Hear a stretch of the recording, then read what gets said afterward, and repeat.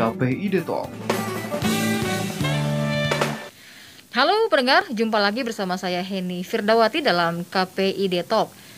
Kami sudah kedatangan Wakil Ketua KPID Jawa Barat, Ahmad Abdul Basit. Saya sapa terlebih dahulu. Kang Basit, apa kabar? Assalamualaikum. Waalaikumsalam, kabar baik Teh Heni. Sehat ya Teh ya? Alhamdulillah, hujan turun begitu syahdunya. Betul. Dan memang suasananya juga masih syahdu dan penuh dengan duka ya. Terkait dengan apa ya istilahnya, tragedi di Stadion Kanjuruhan Malang, Jawa Timur. Ya, hari ini mungkin edisi yang berbeda dengan biasanya. Kita mengkaji tentang berbagai masalah penyiaran. Hari ini masih tentang penyiaran, tapi ada kaitan dengan tragedi yang kita tidak prediksi ya. Beberapa hari lalu yang menimpa saudara-saudara kita di Stadion Kanjuruhan Malang. Dan ini tentu juga duka bagi seluruh insan sepak bola ya, di seluruh Indonesia bahkan dunia, termasuk kita yang di Bandung sebagai bobotoh Persib Bandung gitu ya, pecinta sepak bola di Bandung, tentu turut berduka mendalam atas peristiwa ini. Lepas dari proses yang terus dilakukan oleh pihak berwenang kaitan dengan penyelidikan dan yang lain, kami ingin menyampaikan rasa duka itu sedalam-dalamnya untuk saudara-saudara kita yang ada di Kanjuruhan Malang Teh ini. Ya. Terakhir data dari DVI Polri ada 125 korban yang meninggal dunia dalam tragedi Stadion Kanjuruhan Malang, Jawa Timur. Tapi memang masih terus didata. Jadi kami juga El Sinta ini terus update. Kalau Kang Basit dengerin El Sinta ya, dari sejak awal kejadian sampai dengan detik ini, kami terus update informasi dan juga berita. Bahkan tadi saya sempat wawancara jam 11 ini dengan salah satu saksi mata, penonton langsung di Tribun 3 yang duduknya ada di arah utara, jadi berseberangan dengan posisi ketika ada tembakan gas air mata. Jadi memang melihat langsung Kang Basit. Nampaknya kenapa kita harus bahas ini? Karena makin kesini makin kesana ya beritanya. Artinya ada beberapa oknum yang mencoba memanfaatkan kejadian ini dengan menyebarkan berita-berita yang menurut saya jadinya kok dibuat-buat. Kemudian juga banyak sekali nada bersuara provokasi jatuhnya ya. Kalau El Sinta menghindari hal itu. Jadi kita memang selalu ingin mengangkat ini dari segala sisi, tidak menghakimi salah satu pihak, enggak, supaya pendengar juga bisa melihat ini dari sisi yang banyak dan objektif melihat ini gitu loh. Kalau Kang Basit itu gimana nih soal peran media dalam rekonsiliasi konflik supporter sepak bola? Ya, pertama kalau melihat peristiwa kemarin ini juga sama terkejutnya Teh. Jadi ini mungkin sejarah kelam ya di dunia sepak bola, khususnya di Indonesia.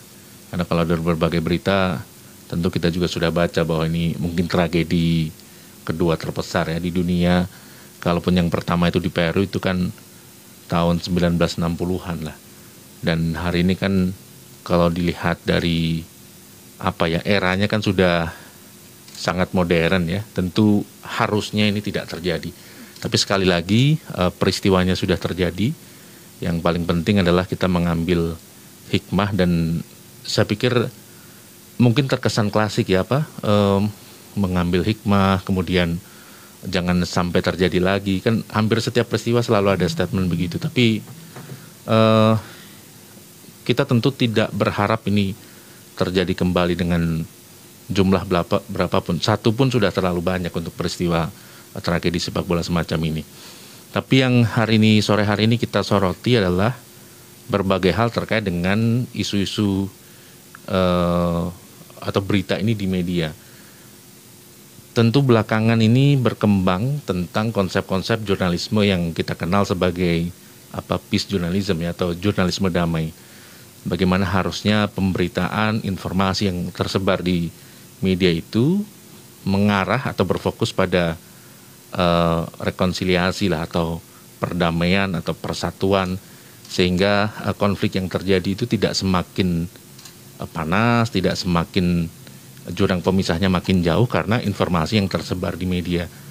Kalau kita melihat yang tersebar di sosial media, tentu hari ini sangat beragam ya Teh ya. Respon-respon dari ya pihak manapun lah sangat beragam. Bahkan ada yang betul tadi malah memungkinkan memicu konflik-konflik yang lebih besar. Saya berharap semua menahan diri, semua tetap berhati-hati.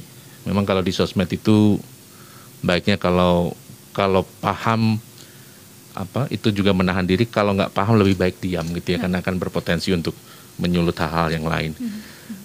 Kaitan dengan penyiaran, sebenarnya kan kalau kita buka undang-undang penyiaran, di pasal terkait dengan arah penyiaran itu kan salah satunya menyatakan bahwa penyiaran itu untuk menjaga persatuan dan kesatuan bangsa gitu ya. Jadi saya pikir kan supporter ini juga elemen bangsa yang jumlahnya sangat besar, mereka punya kontribusi terkait dengan dunia olahraga, khususnya sepak bola di Indonesia.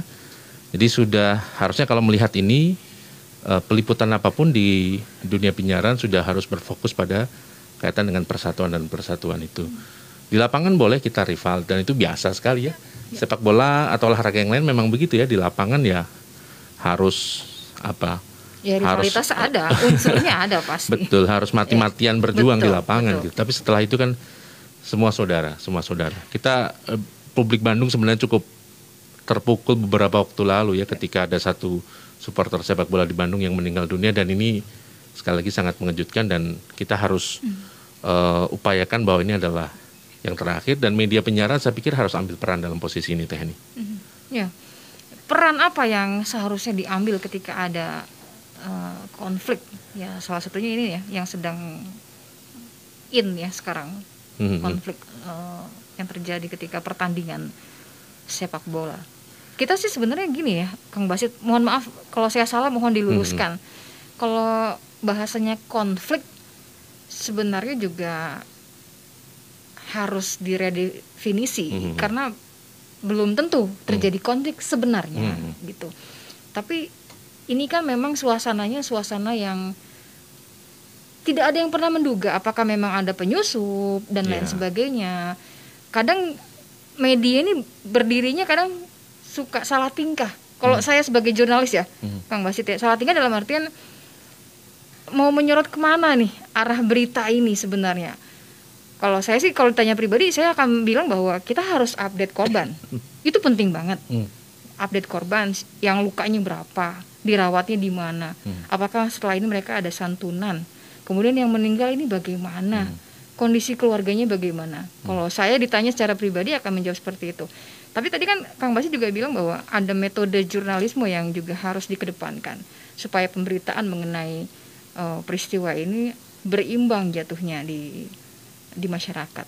Gimana Kang Basit? Saya pikir yang Teh Heni sampaikan juga tepat, bahwa jurnalisme ini kan juga punya fungsi sebagai watchdog ya, sebagai pengawas gitu. Jadi kita sebagai seorang jurnalis, tentu kawan-kawan di lembaga penyiaran yang lain harus ikut mengawal pemberitaan terkait dengan tragedi yang terjadi di Kanjuruhan ini. Mengawal dalam sisi apanya? Karena kan nanti pihak-pihak tertentu akan bekerja ya Teh. Mereka butuh controlling dari media. Apakah prosesnya sudah sesuai prosedur? Apakah semua yang ada di sana ada mungkin mal prosedur atau apapun, memang harus diungkap sejelas-jelasnya sehingga kita bisa belajar dari peristiwa ini, dan pihak-pihak yang memang harus bertanggung jawab ya harus mempertanggungjawabkan kesalahan atau kelalaiannya, karena tentu yang kita harapkan ini tidak terjadi kembali. Kemudian dari sisi-sisi yang lain, penyiaran itu kan sebenarnya kita juga punya tanggung jawab untuk mengedukasi publik ya, salah satunya melalui iklan layanan masyarakat. Sejauh saya melihat pertandingan sepak bola di Indonesia, saya jarang sekali melihat dalam tayangan sepak bola itu ketika jeda iklan misalnya, itu disisipkan iklan layanan masyarakat kaitan dengan edukasi, sepak bola, edukasi gitu. Karena yang sering kan sepak bola itu kan jedanya kan hanya setelah 45 menit ya. Betul. Mungkin jeda sekitar 15 menit, biasanya padat sekali itu iklan. Komentator kan hanya muncul 15 detik mungkin ya. Kemudian iklan lagi, Betul. komentator iklan lagi. Nah, Betul. di situ hampir selalu isinya adalah iklan komersial. Saya paham memang secara bisnis sepak bola ini menarik sekali gitu, sehingga kesempatan yang sempit untuk masuk iklan itu kemudian dimaksimalkan. Tapi saya juga berharap bahwa di kesempatan yang sempit itu ada pesan-pesan yang disampaikan kepada publik sepak bola di tanah air ini, bahwa pertandingan sepak bola hanya rivalitas di lapangan gitu. Sehingga setelah di luar lapangan itu harusnya semua bersaudara kembali, bahkan termasuk juga upaya-upaya untuk menjernihkan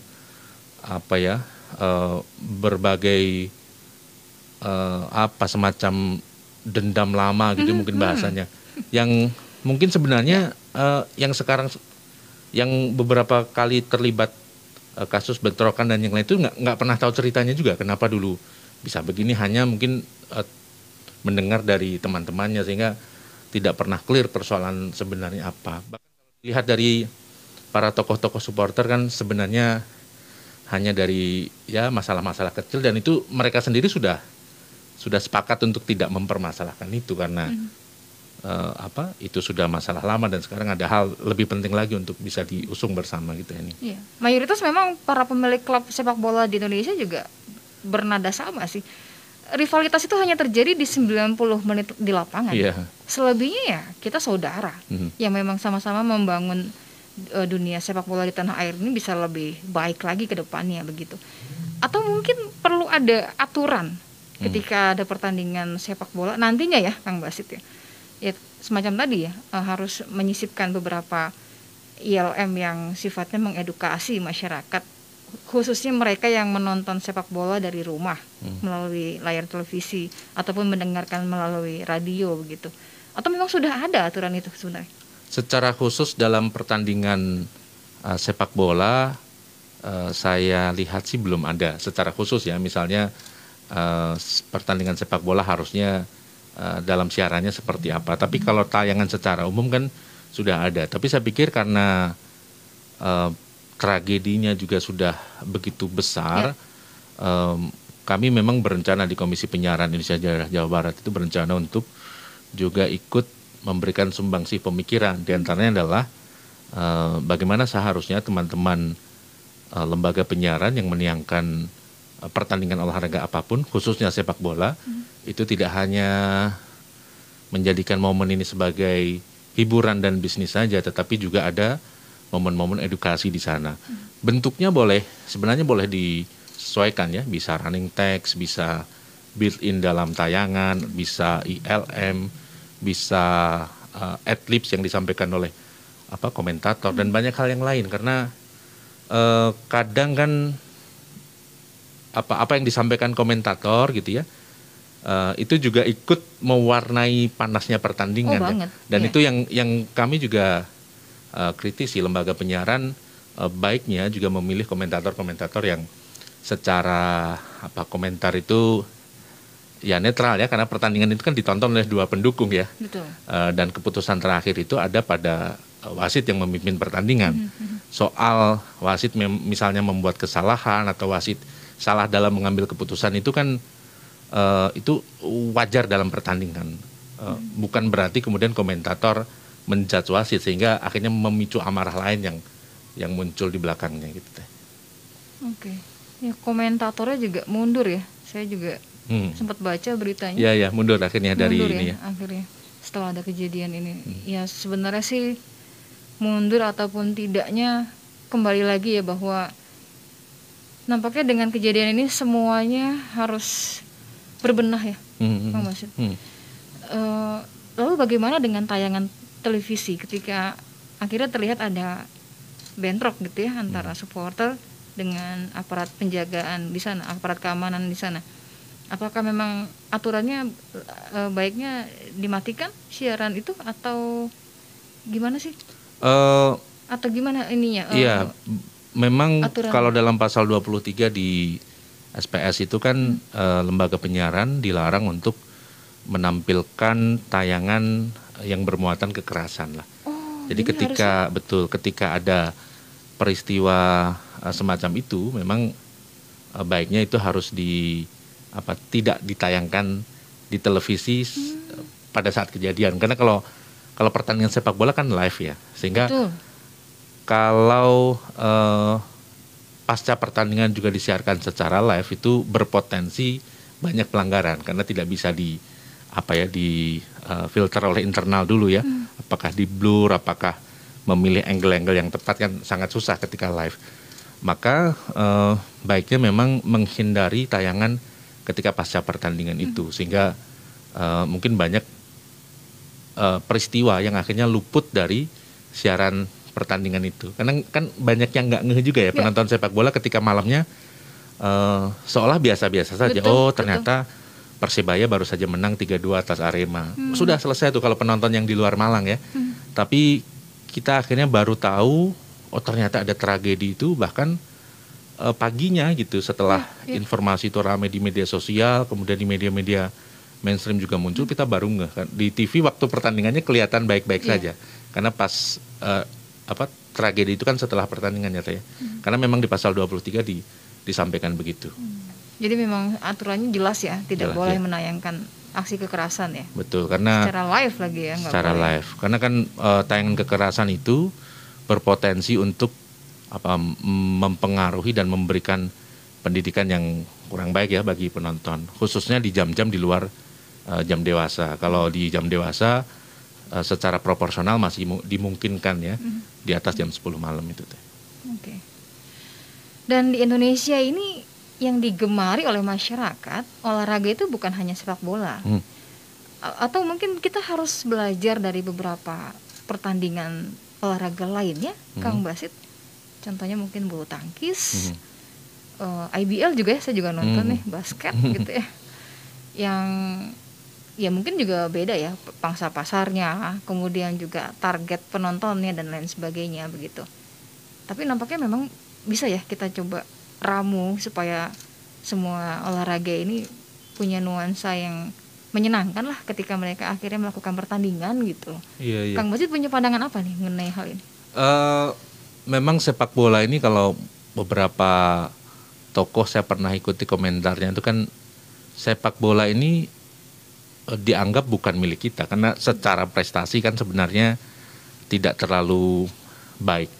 Tapi ini hiburan masyarakat yang hampir semua orang suka sepak bola gitu dan mungkin hiburan dianggap paling murah gitu ya. Karena ya kalau di lingkungan kan hanya modal satu bola kemudian semua orang bisa main gitu. Betul. Beda dengan bola basket yang harus ada ringnya, harus ada lapangannya kan khusus kan. Atau bulu tangkis juga harus beli raket dan sebagainya. Sepak bola hanya cukup satu bola bisa dimainkan bersama-sama gitu. Maka tidak heran kalau Indonesia ini salah satu negara pecinta sepak bola paling besar di dunia gitu ya. Betul. Sehingga banyak klub-klub luar negeri itu yang punya fanbase di sinilah. Klub-klub besar di luar negeri itu. Nah, memang butuh peran semua pihak ya. Saya lihat beberapa tokoh sepak bola menyoroti soal kinerja kawan-kawan di kepolisian, ada yang menyoroti soal kedewasaan supporter, ada yang menyoroti soal panitia pelaksana yang dianggap kurang profesional, ada yang menyoroti soal jam tayang lembaga penyiaran gitu ya. Termasuk Pak Gubernur, Pak Ridwan Kamil kan secara khusus mention tentang jam tayang yang dianggap itu mengejar rating dan itu membahayakan ya supporter dan semua yang terlibat dalam pertandingan. Saya termasuk yang sepakat dengan Pak Gubernur, itu pernyataan yang saya pikir jeli dan tajam bahwa pertandingan sepak bola itu kan seringkali menggunakan jam-jam prime time ya. Prime time-nya televisi kalau pendengar Real Sinta tahu pasti itu setelah maghrib lah kurang lebih sampai sekitar pukul 9 atau 10 malam gitu. Itu adalah prime time-nya televisi yang dimungkinkan di sana paling banyak nonton. Sehingga logika medianya kita bisa baca ketika orang banyak nonton maka rate dan share-nya tinggi. Ketika rate dan share-nya tinggi iklannya juga banyak lah kurang lebih begitu kan logika medianya. Nah, tapi pertandingan malam hari dengan jumlah massa yang besar, kemudian dengan potensi konflik yang besar, itu kan sangat beresiko ya Teh ya. Sangat. Kan kita bisa petakan ya dari berbagai pengalaman sebelumnya. Ada pertandingan-pertandingan itu yang tidak nggak terlalu riskan gitu ya. Misalnya Persib Bandung melawan Persi Kediri gitu, nggak terlalu riskan gitu. Atau Persib Bandung melawan Barito Putra gitu. Tapi ketika Persib Bandung melawan Persija Jakarta, tentu kan antisipasinya harus lebih ketat dibanding pertandingan-pertandingan yang lain. Betul. Termasuk soal jam pertandingan itu harus sangat dipikirkan. Ketika malam hari kan ya kesiapsiagaan kita kan juga berbeda ya dengan siang hari ya. Betul. Siang hari semua bisa kelihatan dengan jelas, arah lari kita bisa pertimbangkan. Ketika malam hari tentu Cuaca berbeda. juga relatif lebih ini. Cuaca juga berbeda. Maka saya sih sebenarnya sangat respect juga yang disampaikan oleh Pak Gubernur bahwa betul lembaga penyiaran dalam menayangkan siaran sepak bola itu jangan hanya melihat jam-jam prime time yang kemudian di sana berpotensi penonton besar, iklan besar, tapi juga memperhatikan soal keselamatan dan kebaikan untuk bersama itu. Berarti perlu dibuat aturan khusus melalui surat edaran gitu mengenai jam tayang pertandingan sepak bola ke depannya, Kang Basit? Saya pikir perlu dipertimbangkan ya, perlu dipertimbangkan. Ketika insiden ini berulang ya, saya bilang berulang karena ini bukan yang pertama. Ya. Pernah peristiwa di Jakarta, kemudian di Bandung, termasuk juga di Malang hari ini. Maka jika lembaga penyiaran dianggap punya kontribusi terhadap peristiwa-peristiwa ini, maka harus dibuat mungkin edaran khusus ya kaitan dengan hal ini sehingga semua bisa menyikapi bersama. Karena pertandingan sepak bola ini kan kalau di Bandung Persib itu kan punya rating yang sangat tinggi ya Teh ya.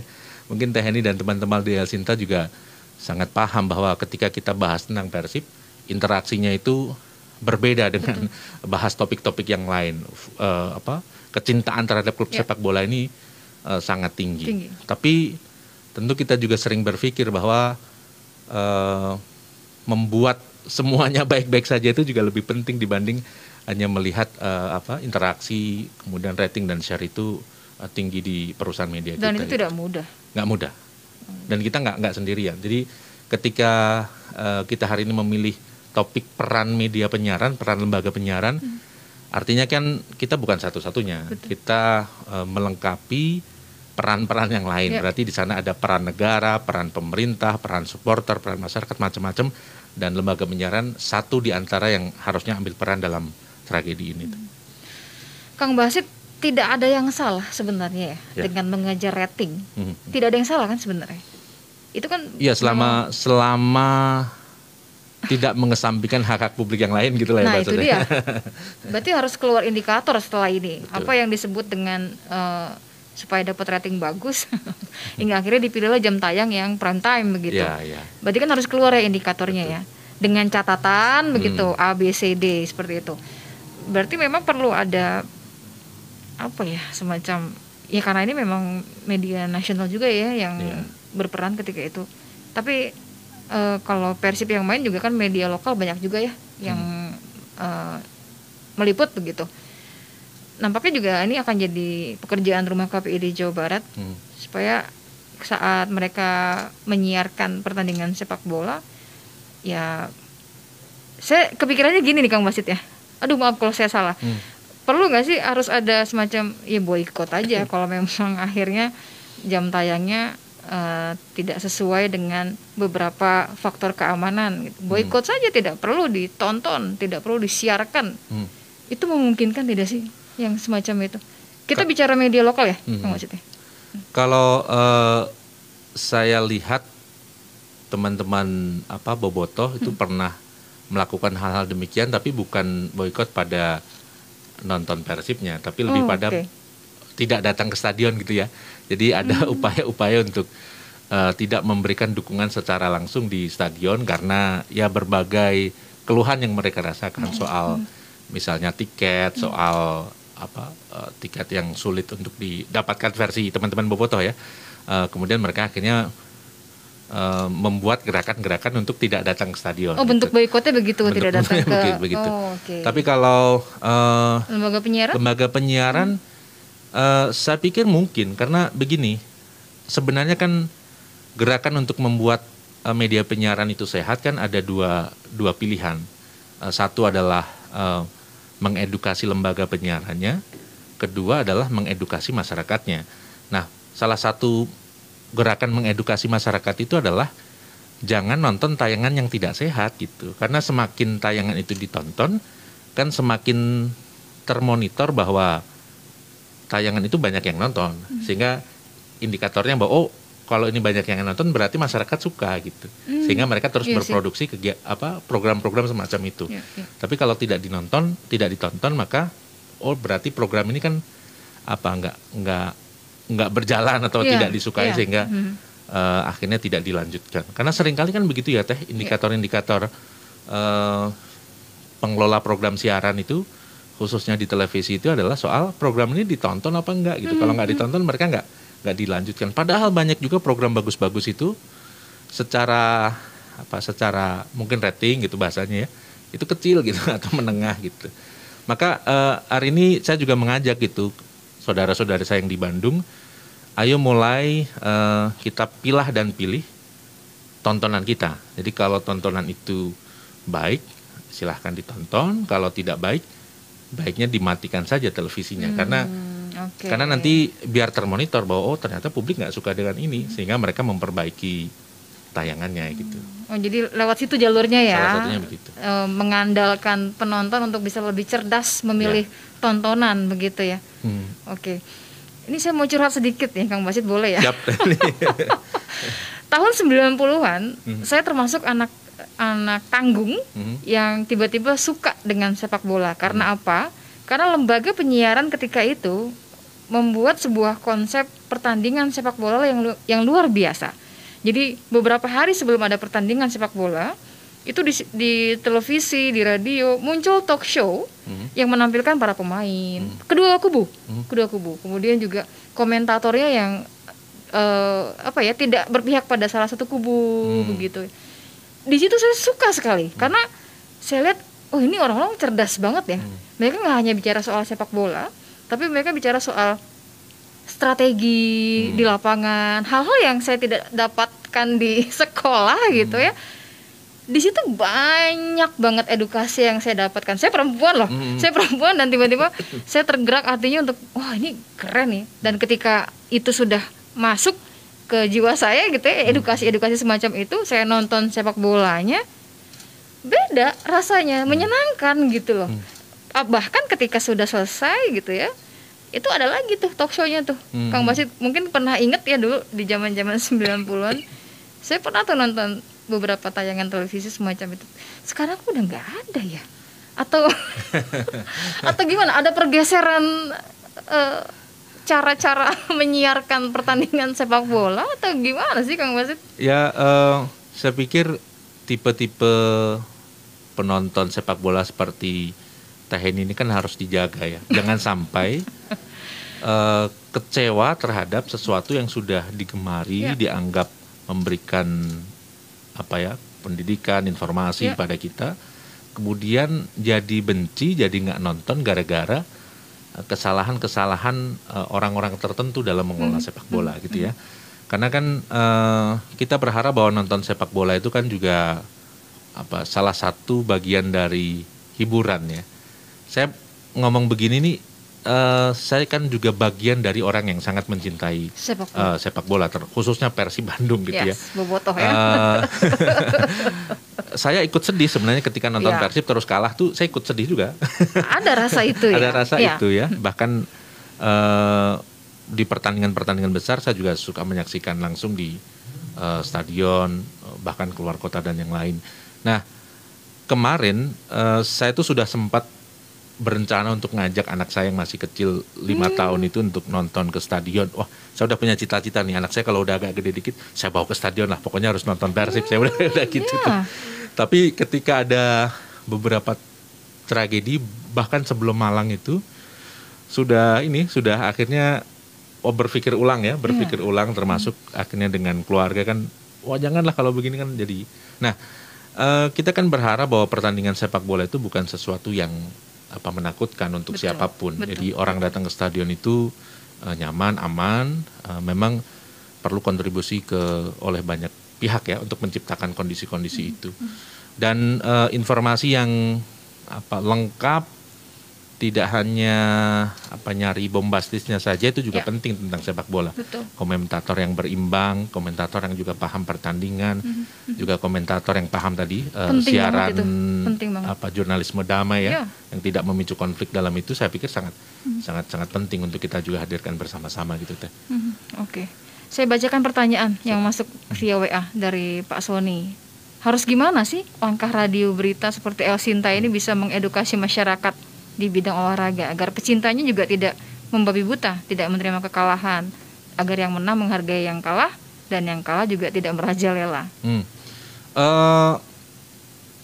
El Sinta kan salah satu radio berita yang concern juga ya memberitakan informasi-informasi sepak bola termasuk hari ini, termasuk Persib Bandung. Tentu punya pengalaman yang mirip-mirip dengan beberapa lembaga yang lain. Kan komentar teman-teman bobotoh ini macam-macam ya Teh ya. Ada yang terlihat kritis tapi juga batas kesopanannya juga digunakan gitu. Ada yang luar biasa, luar biasa kasar gitu. Nah saya pikir self censorship itu yang juga ada di pedoman perilaku penyiaran dan standar program siaran itu harus digunakan. Jadi tidak menyiarkan komentar-komentar pendukung sepak bola yang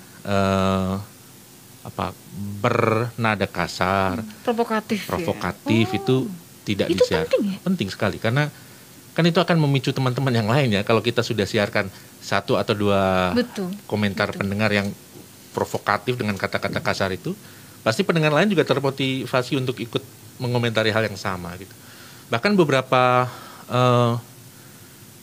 lembaga penyiaran yang saya tahu di Jawa Timur, khususnya di Surabaya, ada salah satu radio di sana yang kemudian punya aturan peliputan tentang pertandingan sepak bola. Saya cukup akui luar biasa itu. Jadi salah satu radio di Surabaya itu, saya pernah dapat filenya, dia punya semacam SOP peliputan pertandingan bonek lah, Persebaya Surabaya. Dan SOP? Itu sama, betul. Itu mereka patuhi, dan salah satunya juga itu ketika ada konflik tidak berupaya untuk mempertebal konflik itu. Kemudian juga ketika ada peristiwa yang dianggap merusak dan sebagainya, itu juga harus tetap diusut sebaik-baiknya, misalnya kayak gitu-gitu. Itu lengkap sekali mereka bikin panduan itu karena daerah seperti Surabaya, kemudian Malang, Bandung, Jakarta ini kalau kita lihat 10 tahun terakhir kan termasuk daerah-daerah yang potensi konflik di dunia sepak bolanya cukup tinggi ya. Jadi sepertinya perlu juga ya kita duduk bersama untuk merumuskan hal itu. Termasuk kami sendiri di Komisi Penyiaran Indonesia Daerah Jawa Barat untuk kami pikirkan untuk segera membuat hal-hal yang kaitan dengan dunia sepak bola ini Teh. Baik, Kang Basit terima kasih. Semoga obrolan kita kali ini juga menjadi sebuah spirit baru supaya ya lagi-lagi klasik ya, kita tidak ingin sepak bola diwarnai dengan hal-hal yang menyedihkan semacam ini. Ini bukan hanya 1-2 orang tapi ratusan jiwa meninggal dunia. Dan saya ingat pesan Kang Basit tadi barusan bahwa harus ada yang mengedukasi. Jadi tidak hanya sekedar pertandingan, tidak hanya sekedar menghadirkan rivalitas, tapi juga ada sebuah edukasi mengenai sportivitas yang dibangun dengan sengaja supaya sepak bola di tanah air ini bangkit lebih luar biasa lagi ke depan. Baik. Gitu ya. Sekali lagi saya ingin mengucapkan terima kasih dan ikut berduka mendalam atas peristiwa yang terjadi di Malang, Stadion Kanjuruhan. Dan ini pesan untuk sahabat-sahabat saya, teman-teman di lembaga penyiaran, khususnya di Jawa Barat, mari kita gunakan lembaga penyiaran kita sebagai media untuk persatuan dan kesatuan. Salah satunya adalah menerapkan jurnalisme damai. Salah satu konsep jurnalisme damai adalah tidak mempertegas jurang perbedaan, tapi memberikan informasi-informasi yang saling menguatkan antar kedua belah pihak sehingga konflik itu tidak makin memanas. Itu saja. Baik. Terima kasih Teh Heni dan pendengar Elsina. Saya yang hatur nuhun ke Kang Basit. Sehat selalu Kang Basit. Amin. Terima kasih Teh Heni juga. Selamat sore. Assalamualaikum. Waalaikumsalam warahmatullahi wabarakatuh. Demikian tadi pendengar wawancara kami bersama dengan Wakil Ketua KPID Jawa Barat Ahmad Abdul Basit. Saya Heni Firdawati. Terima kasih, sampai jumpa.